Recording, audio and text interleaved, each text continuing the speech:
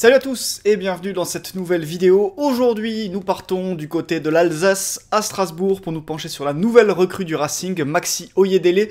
Une recrue au parcours atypique puisque ce n'est pas banal de voir un joueur né en Angleterre faire ses débuts en Pologne, mais on peut le comprendre en se penchant sur son arbre généalogique puisque Maxi Oyedele, c'est un petit peu la rencontre de trois nationalités. Un père nigérian, une mère polonaise et un joueur né et qui a fait ses classes en Angleterre, d'où la double nationalité que vous voyez. En réalité, il aurait aussi pu choisir le Nigeria, et finalement, il a opté pour la Pologne en sélection nationale. Il a fêté ses deux premières sélections en octobre 2024, alors qu'il vivait sa première saison, tout simplement, chez les professionnels. La saison 24-25, c'est sa première saison en pro, sous les couleurs du Legia Varsovie, comme vous le voyez ici, alors que, comme je le disais, il a fait ses classes en Angleterre du côté de Manchester United, qu'il a prêté dans des clubs, je crois, de 5e division, avant de le libérer et de le laisser partir du côté du Legia Varsovie. Pour sa première saison chez les professionnels, vous le voyez, 1530 minutes de jeu au total, 982 minutes en D1 polonaise, 16 matchs joués, 16 apparitions, 5 cartons jaunes. 5 matchs de Conference League, dont des matchs très remarqués face à Chelsea. Malheureusement, on ne pourra pas les voir en images du fait des problèmes de droit. En revanche, on va voir des images du championnat polonais, une passe décisive et surtout un temps de jeu qui est allé en grandissant dans la deuxième partie de saison. Parce que comme vous le voyez, si je descends ici, quand il démarre, il fait des entrées, 3 titularisations d'affilée à l'automne, puis une blessure à la cheville qui le stoppe. Un retour doucement, un passage sur le banc, et finalement, il n'y a que à partir du mois d'avril qu'il a vraiment commencé à enchaîner les matchs. Les matchs ici en championnat, avec une suspension au milieu, mais aussi les matchs, comme je le disais, en Conference League, avec des matchs contre Molde au mois de mars, puis contre Chelsea au mois d'avril. Alors avant de rentrer dans le détail avec beaucoup d'images, penchons-nous sur ce que donne Maxi Oyedele au sein de notre fameux modèle, le modèle statistique d'Ismaël Affoud, qui nous permet d'évaluer les joueurs. Comment est-il vu par le modèle? Réponse tout de suite. Donc voilà ce que ça donne. On n'a pas affaire à un joueur particulièrement dominant dans une catégorie particulière. Si vous voyez le radar en haut à droite, il ressort plutôt bien dans l'anticipation, fiabilité défensive, tacle, pressing, plutôt moyen dans le reste. Et c'est un joueur qui se projette assez peu et qui participe assez peu dans le dernier tiers, avec peu de dribbles, peu de NPXG, peu d'expected assist. Parmi les joueurs les plus connus qui lui ressemblent selon le modèle, on peut retrouver par exemple la trace de Martin Zubimendi, le milieu défensif de la Real Sociedad. Vous voyez que le radar se rapproche un petit peu. Donc voilà, aujourd'hui, Maxi Oyedele, vous allez le voir ensuite en image, on est plus sur un spécialiste de l'aspect défensif au niveau du milieu de terrain que d'un véritable milieu de terrain créatif ou milieu de terrain à tout faire, comme l'était André Santos d'ailleurs. En guise d'exemple, je vais vous montrer la fiche d'André Santos sur la saison, et vous voyez qu'en termes de polyvalence, on n'est pas évidemment sur la même classe, la même catégorie de joueurs, sachant qu'André Santos avait ce niveau-là en arrivant à Strasbourg, comme vous le voyez ici, à 20 ans, mais même sur ses premières saisons, lorsqu'il évoluait au Brésil encore, et même en deuxième division brésilienne, il était déjà évalué à un niveau bien supérieur à ce qu'est Oyedele aujourd'hui. Soyons clairs du coup, Strasbourg n'a pas récupéré le nouvel André Santos avec Maxi Oyedele. Maintenant, on va voir en image ce que Oyedele va apporter tout de suite et ce qu'il va devoir développer sous les couleurs strasbourgeoises. Danilo som på litt akrobatisk vis får avsluttet på volley, men meget god. Et on va commencer tout de suite par l'aspect défensif, parce que chez Oyedele, il y a des qualités athlétiques qui font tout simplement les bons milieux de terrain récupérateurs d'aujourd'hui. Premier exemple, en image, ici, c'est un joueur qui passe tout simplement de 0 à 100 très vite pour intervenir, comme par exemple ici, tout en conservant, vous voyez, il ne s'est pas jeté, il a bousculé son adversaire, il récupère la balle, l'arbitre signale une faute cette fois, mais là, sur la deuxième, il va avoir un petit peu plus de réussite. Ici, avec une intervention très propre, on est passé de 0 à 100 très vite, mais on a gardé la maîtrise de son corps, on ne s'est pas jeté sans réfléchir, et on récupère le ballon. Et là, autre exemple ici intéressant, et une des raisons qui font que Oyedele est un récupérateur très intéressant, c'est qu'on a affaire à un joueur qui est dans l'anticipation. Là, il a scanné ce qui se passait dans son dos, il a pris l'information, et là, il va anticiper. La balle arrive sur le passeur ici, et il va se mettre en action très vite. Là, ça y est, il s'est mis en action, il passe de 0 à 100. Et là, il ne va pas aller au duel, il va tout simplement chercher l'interception, ce qui permet derrière de lancer une transition. Là, à nouveau, une intervention, on passe de 0 à 100.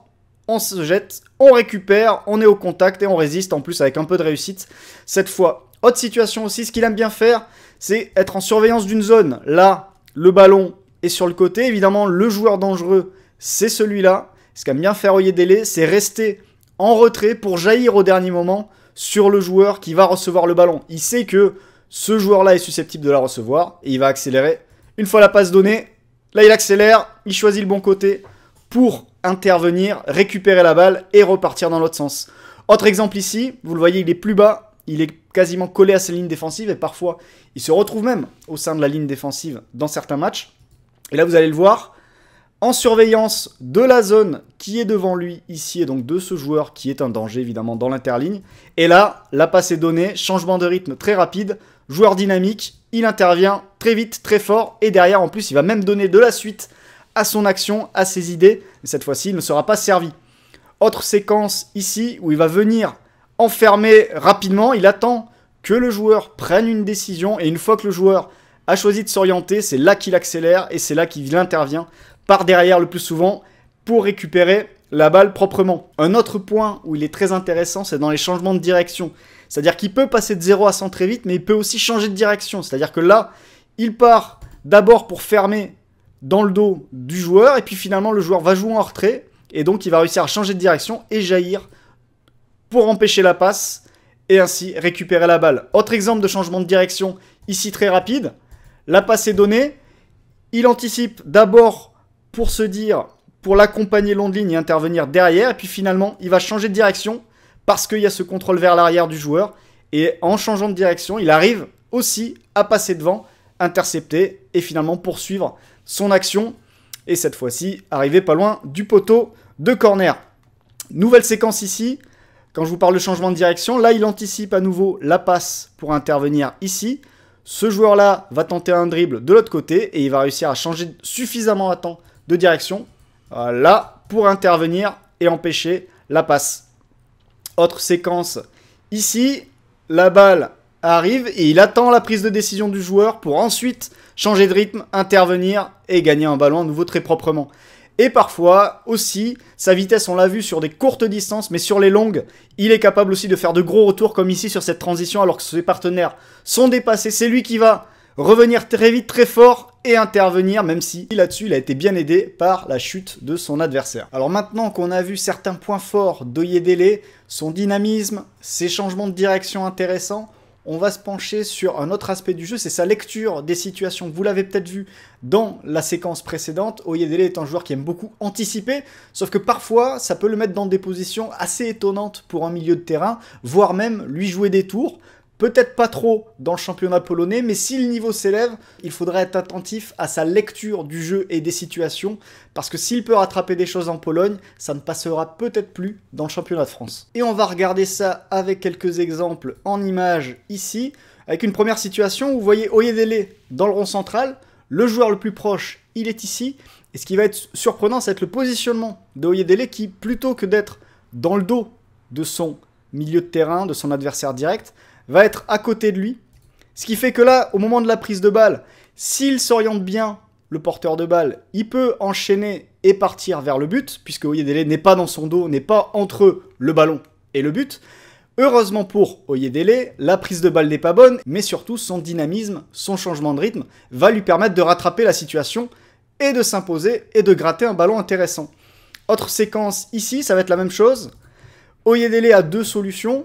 Soit je suis optimiste, je cherche à couper la passe qui va partir, soit je suis pessimiste et je cherche à accompagner la course. Là, on va voir à nouveau l'optimisme d'Oyedele, qui va payer parce que la passe est un petit peu molle, et en plus, il va pouvoir donner de la continuité à son action et se projeter jusque dans les 30 mètres sans être servi. À nouveau ici, nouvelle séquence. Je suis optimiste, je vais essayer de couper la passe. Je suis pessimiste, je vais accompagner le joueur et le cadrer. Que va choisir Oyedele? Il choisit de changer de rythme pour essayer de passer devant, d'intercepter. Là encore, ça va payer et il va empêcher la progression de l'adversaire. Nouvelle séquence ici. Vous le voyez, il est là, il attend que la passe arrive. Cette fois-ci, il est quand même très bien placé pour réagir et intercepter. Il est en surveillance de la zone, comme je vous le disais lors de la vidéo précédente. Et cette fois-ci, là encore, la passe est un peu molle. Mais c'est vrai qu'il y a d'autres milieux de terrain qui, au lieu d'être ici, se placerait dans le dos et chercherait à stopper avant tout le joueur. Oyedele, lui, va chercher l'interception. Mais c'est parfois acquis tout double, comme je le disais. On va avoir des séquences où ça marche pas forcément. Ici, par exemple, il sort très fort, mais il est en retard. Il sort très fort pour tenter d'intercepter. Et là, il y a le contrôle orienté. Et là, il est dans une situation que l'on n'aime pas voir chez un milieu de terrain, c'est-à-dire qu'il n'est plus entre le ballon et le but. Néanmoins, avec ses qualités, il va réussir à gêner son vis-à-vis et à repasser dans son dos et à empêcher la progression. Donc c'est là où aussi ses qualités individuelles lui permettent de rattraper parfois des situations où sa lecture a été défaillante. On va le voir ici sur une nouvelle séquence, sauf que là, cette fois, il va se faire avoir. Et à nouveau, c'est cette situation-là qu'on ne veut pas voir chez un milieu de terrain, c'est-à-dire qu'on laisse l'adversaire se retourner et ensuite il peut progresser. Et là, ça aurait pu être en revanche beaucoup plus dangereux. Là encore, nouvelle situation, il va sortir très fort et finalement, il se fait avoir, même si il a failli intercepter la balle. Mais là, cette fois-ci, il se fait mettre dans le vent et là, il est éliminé et l'adversaire peut avancer. Il y a aussi des situations plus bas sur le terrain où son envie de défendre en avançant peut lui faire oublier que la priorité est surtout de suivre les courses d'adversaires qui pourraient s'intercaler et s'infiltrer au sein de la ligne défensive. Par exemple ici, vous voyez là, il anticipe cette passe-là, mais il ne voit absolument pas ce joueur qui se projette dans la surface. Il veut même essayer de donner le marquage, sauf que c'est à lui d'y aller. Et heureusement, à nouveau, son dynamisme lui permet de réagir très vite et d'être présent pour empêcher le centre. Autre situation ici, encore plus parlante, on le voit entre les lignes ici. On a son défenseur qui est sorti, il y a un danger au sein de la ligne défensive, il faut venir couvrir, il faut venir combler cet espace. Et là, il va pas vraiment le combler.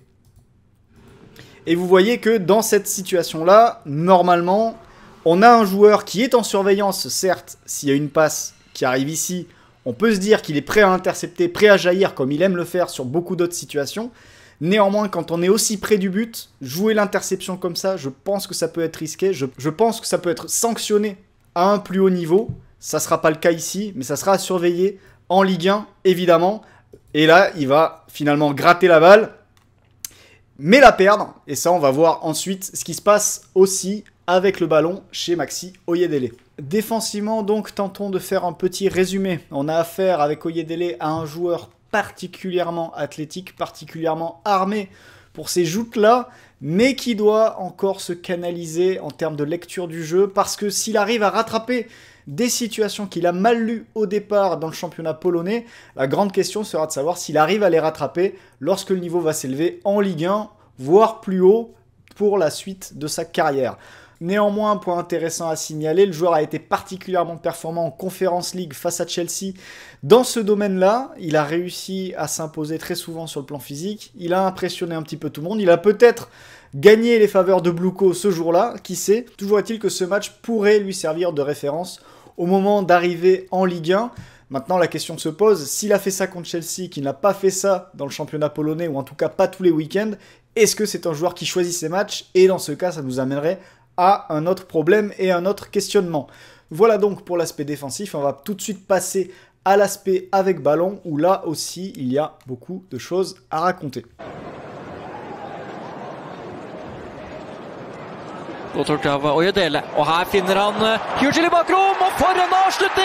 Alors avec le ballon, Oyedele est capable de fulgurance, c'est indéniable, il est capable de prendre la balle, de se sortir de la pression, d'accélérer sur plusieurs mètres, de se projeter après avoir donné la balle pour tenter d'offrir une solution dans l'espace.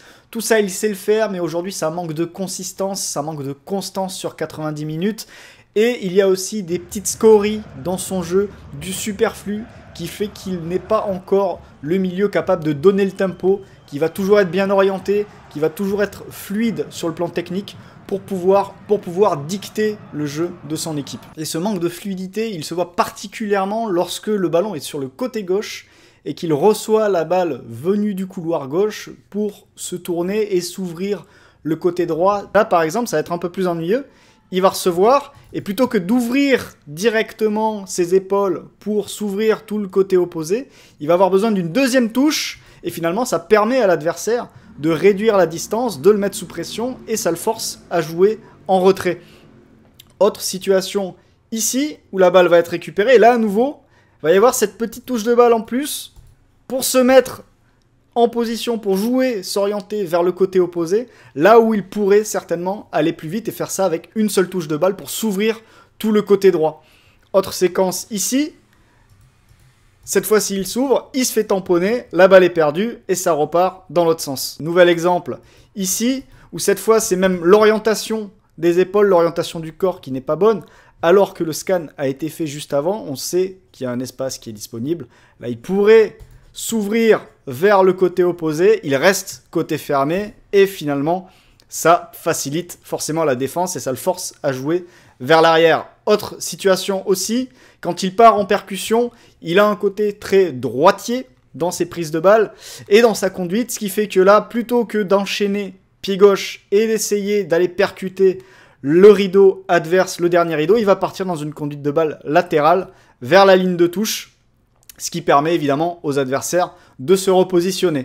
Donc voilà des petites séquences, on est dans vraiment des petits détails, mais qui symbolisent aujourd'hui la marge de progression d'Oyedele pour aller chercher le niveau au-dessus et être un milieu de terrain encore plus impactant avec le ballon. Et ce qu'on aimerait voir de la part d'Oyedele au cours de la saison à venir, c'est justement de réussir à mettre son dynamisme, à mettre son pouvoir d'accélération au service du jeu offensif de son équipe. On le voit beaucoup le faire sur le plan défensif, mais offensivement aussi, il en serait capable, comme par exemple sur cette séquence ici, où il va recevoir le ballon, le conserver sous la pression et faire avancer le jeu de son équipe, tout en poursuivant derrière l'action. Autre séquence ici, où il arrive à s'ouvrir totalement les épaules vers le côté opposé, ce qu'on évoquait tout à l'heure, alors qu'il n'arrivait pas à le faire, et faire avancer à nouveau le jeu de son équipe.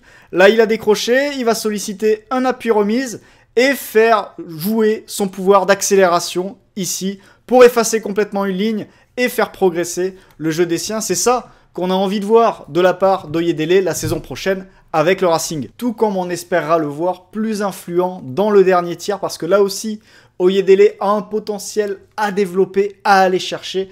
Et on commence ici avec une distribution dans le demi-espace. Ici, c'est bien donné et ça va finir sur un centre qui va être renvoyé par la défense. Autre séquence ici, on est côté opposé, mais c'est le même type de passe qu'Oyedele va tenter et réussir. Cette fois-ci, c'est le gardien adverse qui sort au bon moment pour s'imposer. Voilà, Oyedele peut influer aussi près du but adverse et on aimerait le voir plus souvent, faire ça.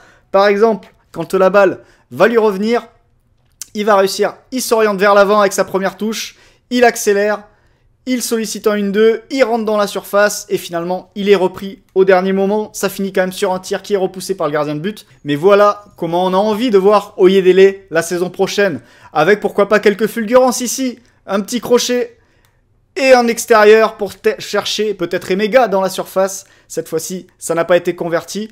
Autre situation ici où il va chercher deuxième poteau. Le genre de ballon assez classique, mais le genre de ballon qu'il faut réussir à donner quand on est un milieu de terrain. Et finalement, pourquoi pas aussi apporter dans la surface comme le faisait André Santos, encadrant sa tête au lieu de la mettre à côté. Sachez qu'il n'a pas cadré un seul tir la saison dernière.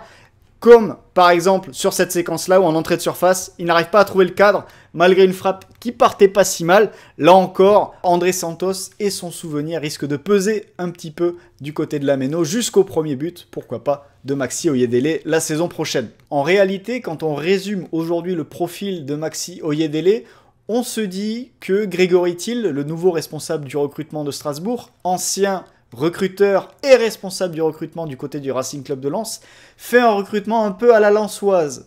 Je m'explique. Il est allé chercher un joueur capable d'évoluer. Si on prend le système de jeu du Racing Club de Lens de Francaise de ces dernières saisons, il est allé chercher un joueur capable d'être le pendant dans l'entrejeu d'un Seko Fofana, le pendant dans l'entrejeu d'un Habib Diarra. Dommage, il est parti. En tout cas, ce joueur plus défensif, doté de grosses qualités physiques, capable de gérer justement les transitions dans un sens comme dans l'autre. Oyedele coche toutes ces cases. On l'a comparé en début de vidéo à un joueur comme Zubimendi. On pourrait penser à Ugarte, on pourrait penser à Casemiro, même si le joueur aujourd'hui n'évolue pas dans la même cour. Mais en termes de profil, cela se rapproche, c'est-à-dire qu'on a un joueur qui est déjà fort et développé sur le plan défensif, avec quelques petits questionnements, comme je le disais, sur le plan des choix et sur le plan de la lecture du jeu, mais qui a énormément de choses encore à développer sur le plan offensif. Et la grande question, ça sera de savoir si Strasbourg et Rosenior vont réussir à développer ça, ou bien si Strasbourg devra faire avec et lui trouver des joueurs qui seront capables de compenser ces relatives lacunes avec le ballon.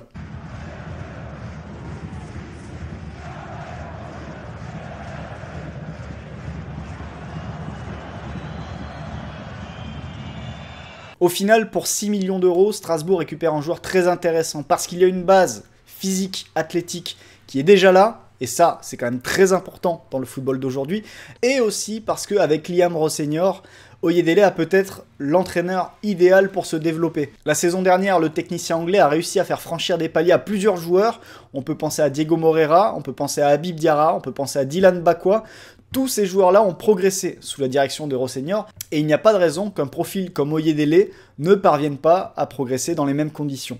L'autre point plus intéressant pour les dirigeants strasbourgeois, c'est qu'en dépensant 6 millions d'euros sur Oyedele, un joueur qui n'a que 20 ans, Strasbourg a de fortes chances de réaliser une plus-value, et on peut même imaginer que pour Bluco, l'actionnaire du Racing, faire rentrer Oyedele dans la galaxie Strasbourg-Chelsea aujourd'hui, c'est s'assurer une plus-value à moyen terme, parce qu'il y a un point très important, c'est que avec sa formation passée en Angleterre, Oyedele est aujourd'hui considéré comme un home ground player, ce qui augmente considérablement sa valeur auprès des équipes anglaises. Alors est-ce que ce sera à Chelsea ou est-ce que ce sera dans un autre club anglais? Il y a en tout cas de fortes chances pour que Oyedele soit l'objet dans les saisons à venir de un ou plusieurs gros transferts. Le premier étant celui qui le fera probablement partir de Strasbourg dans les 2 ou 3 prochaines années, puisque c'est le football dans lequel nous sommes aujourd'hui.